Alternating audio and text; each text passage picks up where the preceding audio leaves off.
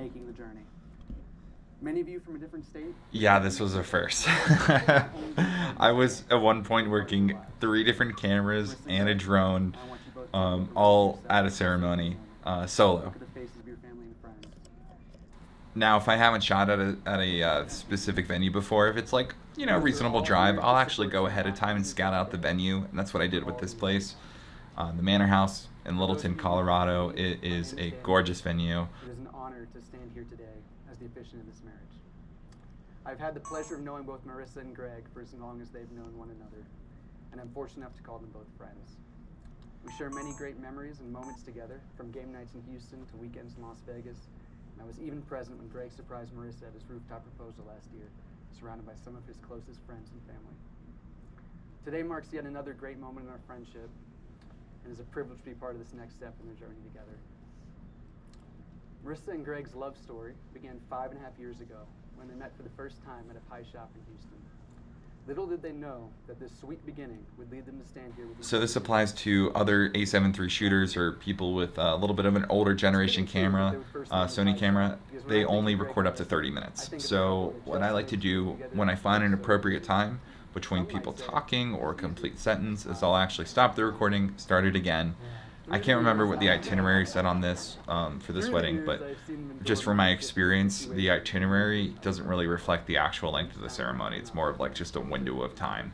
I've been told that there was going to be a 30-minute ceremony, not with this wedding, but another one, and it ended up being like under 10 minutes. So don't expect to have a full amount of time to shoot, even if it says so on the itinerary.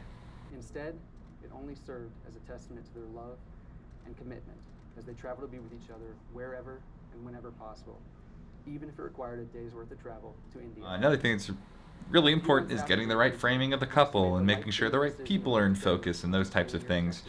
On an open type of venue like this, I'm able to have more flexibility in moving the cameras. Where in tighter indoor venues, a lot of times cameras kind of have to be stationary, and I might even have to switch to manual focus, which I don't always like when I'm shooting solo. Like to take a few moments to share their own personal vows, which they've written to express the depth of their love and commitment to one another. Greg, please now share your vows. I thought it was ladies first.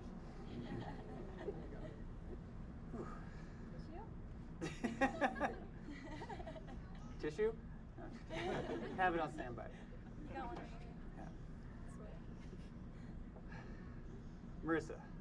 I consider the couple's vows to be a little bit more of a private moment, so if you're not hearing anything or if you're hearing some music, that's why. It's whenever there's something a little bit more personal or private going on, I just cut the sound out.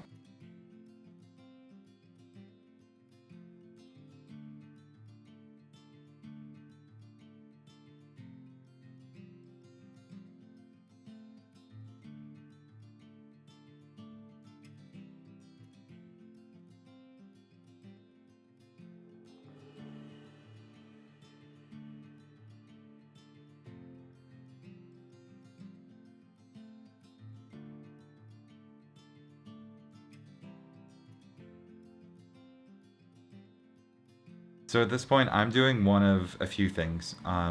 Checking the framing and the focus between both cameras, which are on different sides of the ceremony. And you obviously can't walk through the ceremony, you have to always walk around it.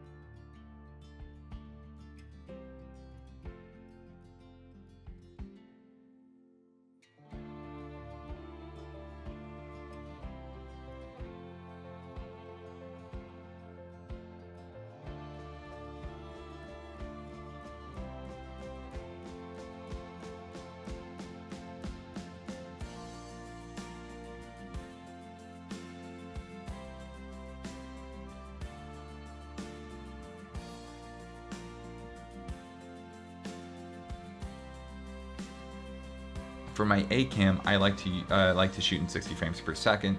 I like to get cutaways of the front row, and also some just like more like wider establishing shots. It just helps me in post. You know, worst case scenario, if one of these cameras stops recording or focuses on the wrong thing or what have you, other than the drone footage, I now have another type of cut that I can make. So that's the reason why I like shooting at 60 frames per second. And going back to my point, you know, in another video, is that when you shoot in a higher frame rate and you slow it down, you extend the life of your footage. When you're a solo wedding filmmaker, you want to extend the life of your footage.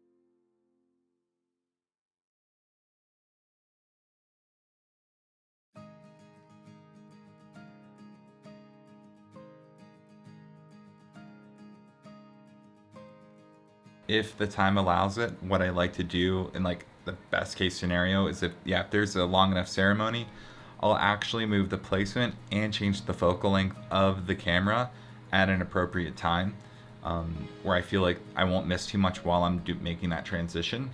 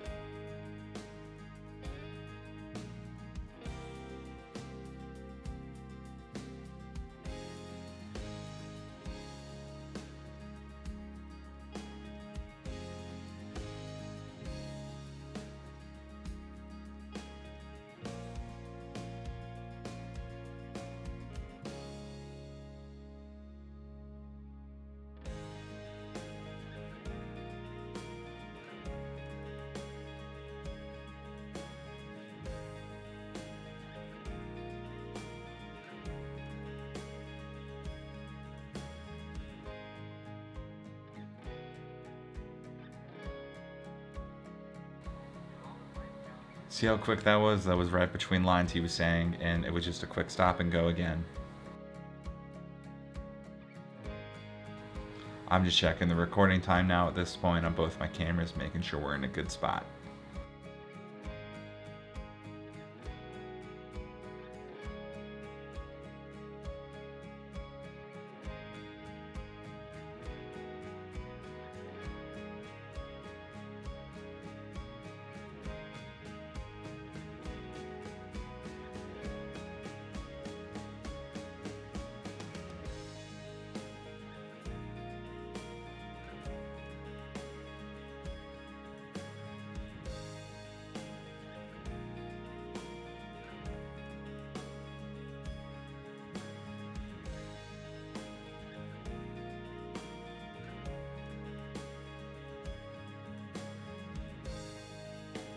So you see that other camera fell out of focus. It's kind of a cool artistic touch, but definitely was not intentional since it was on autofocus.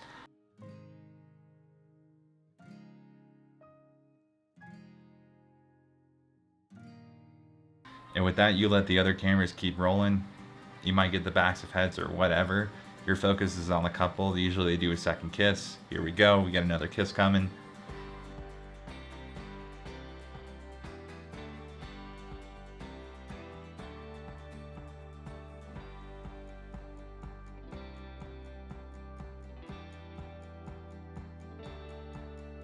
Don't forget to floss. Whatever you do, do not forget to floss.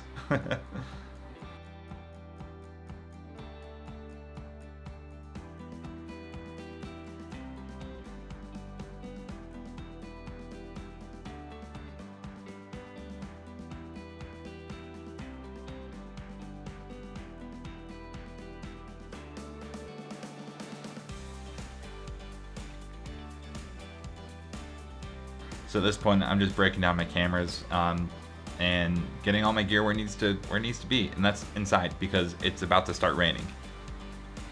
Literally right towards the end of the ceremony, I started feeling like little raindrops, and it was just like the timing could not have been more perfect for things to work out.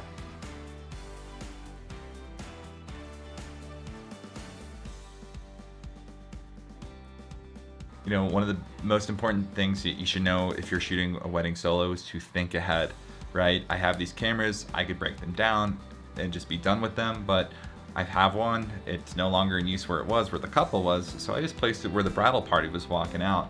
And while I'm doing that, I'm able to go through my gear, put my drone away, do all these other things, and still capture shots that, that I could potentially use in my edit.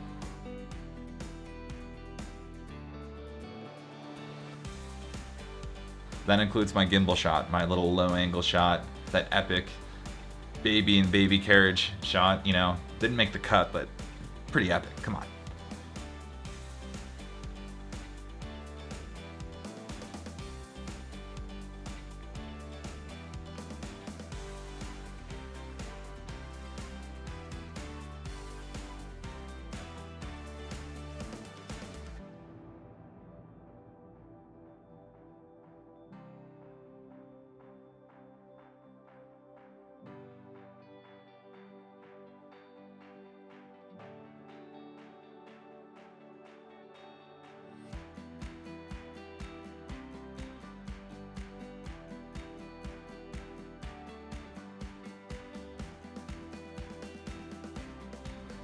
Is it risky to leave my A cam on a gimbal on the ground facing up the way it is where people are walking towards it? Yes, but it's on the lawn, people can see it, it stands out. I know some people would say, I never do that. It's okay. I do it when I feel like it's okay, and it was okay then too.